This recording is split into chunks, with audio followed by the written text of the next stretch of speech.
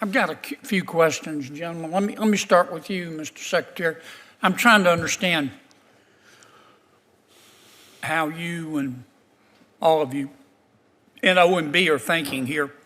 Where does the money come from for the Inland Waterways Trust Fund? Senator, it's principally raised by a tax on the diesel fuel used in the tug and barge industry. Yeah. Do you know the balance in that account off the top of your head? I don't know off the top of my head. I'll be happy to provide that to you for the record. Okay. Exactly, but it is not insignificant. I'm sorry? The balance is not insignificant. Okay. The proposed budget proposes not to spend it. Why would we? It can't be used for anything else.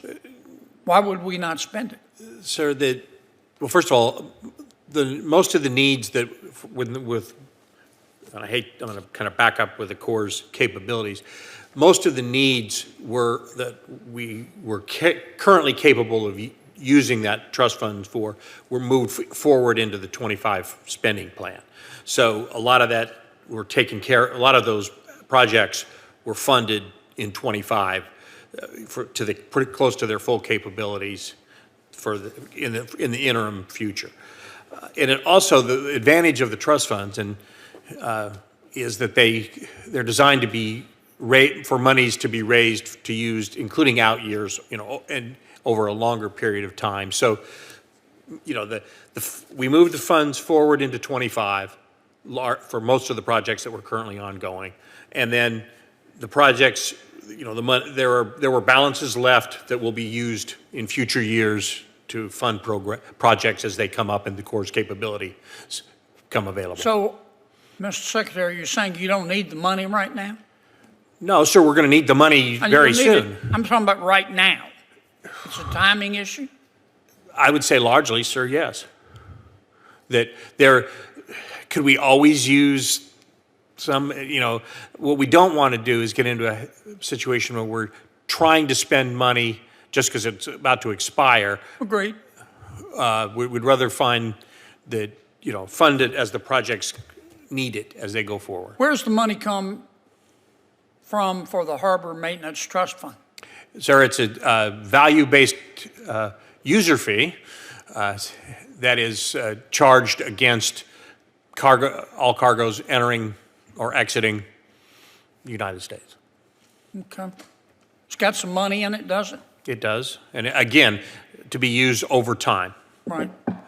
This proposed budget only proposes using $1.7 billion. Is that right? Yes, sir. That's below the mark that we set, is it not? Yes, sir. How come? Again, more of a timing issue. Some things were moved forward. Others, the president did put a focus on what were principal federal responsibilities, which is the maintenance and dredging of federal channels. And so, again, the Harbor Maintenance Trust Fund is to be used over time for those projects. Okay. Well, nobody's thinking about using this money for something else, are they? No, sir. Okay.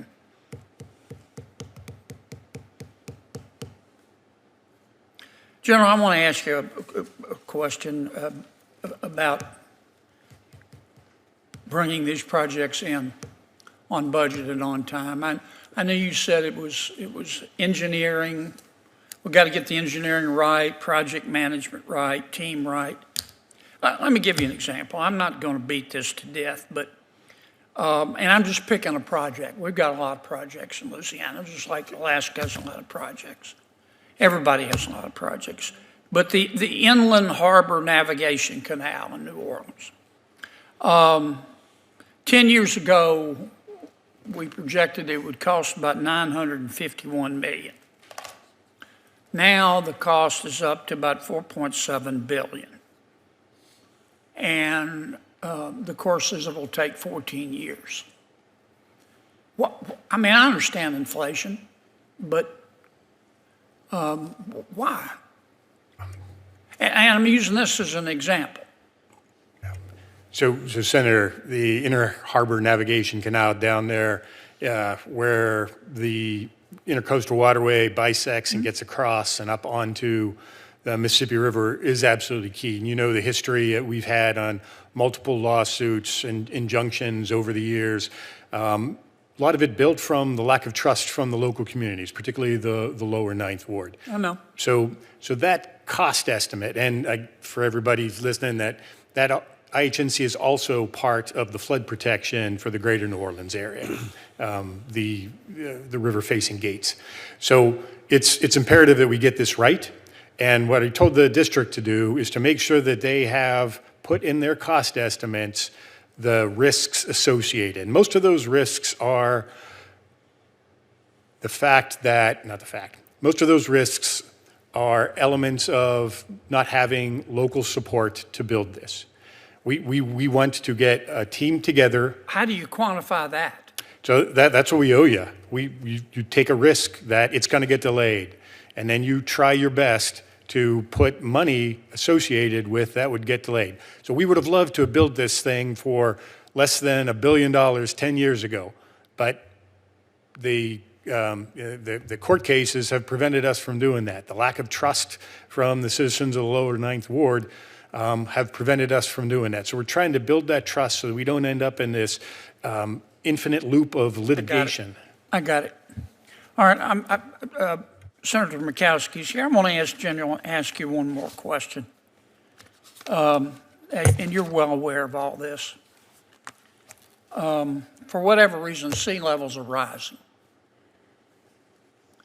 Our land in South Louisiana is sinking. Part of that is because over time, sediment becomes more and more compacted. Where did that sediment come from? That sediment came from the Mississippi River, which used to overflow, which was a blessing and a curse. But our Corps did an extraordinary job at our request of levying the Mississippi River. We weighed the cost and the benefit and said the right thing to do here is to levy the river. Well, that obviously stopped the sediment. Okay? And I'm not suggesting we take the levees down, by the way. What do we do? We're not going to take the levees down. The land's sinking. There's no new sediment coming in. The sediment's becoming more compacted, and the sea levels are rising. What would you do if you were king for a day? General, let me start with you, and then I'll ask the secretary. Sure.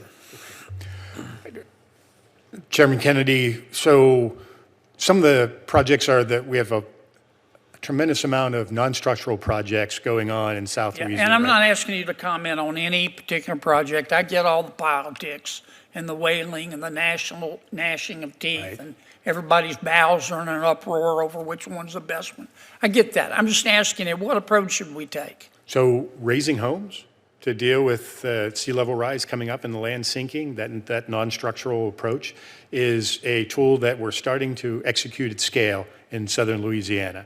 What we're also taking a look at is supporting the state of Louisiana in whatever settlement diversion paths that it's choosing to take. We had, they had applied for a permit and granted it. Do you think settlement diversion works?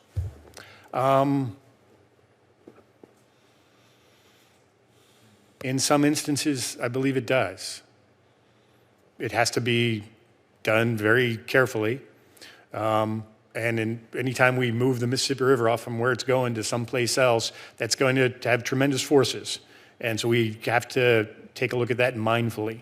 But I believe we have the engineering expertise, and working in conjunction with the state, I believe that we can use that tool effectively. Now, do you, on this sediment diversion, are you saying we should do it in small amounts? Pilot projects. Larger amounts, or does that matter? I think pilot projects to prove that we know what we think we know are always wise. So you're thinking of a pilot project? I think those. We've done some. We have done some. We don't have enough pilots? I'd owe you a better, more detailed answer on that. Okay. What do you think, Mr. Secretary? Senator, I certainly agree that the Corps' expertise in moving and doing sediment projects and doing a traditional Corps approach will be one of the tools that has to happen. I think we need to think about the other side of some of the stuff the Corps does, and that's using the regulatory program to create some incentives for the private sector to do positive things. For example? I'll use a perfect example in South Louisiana. Right now, in the 404 program, we cannot give a mitigation bank credit for preventing subsidence losses of wetlands. Those coastal wetlands losses are amounting to about the only losses nationally in wetlands resources. But we don't have a mechanism now between, I don't think it's law, it's really regulation, that would allow someone, for example, there are several large landowners down there that at a relatively low cost, a few $1 million, could, barrier the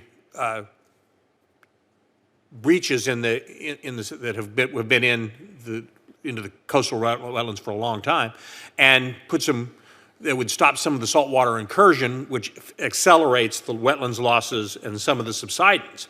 But if they could sell credits for 404 purposes for elsewhere in Louisiana, that would provide the economic incentive for doing that. But we can do it, so now you've got people in South Louisiana going up to North Louisiana to buy credits, to do development.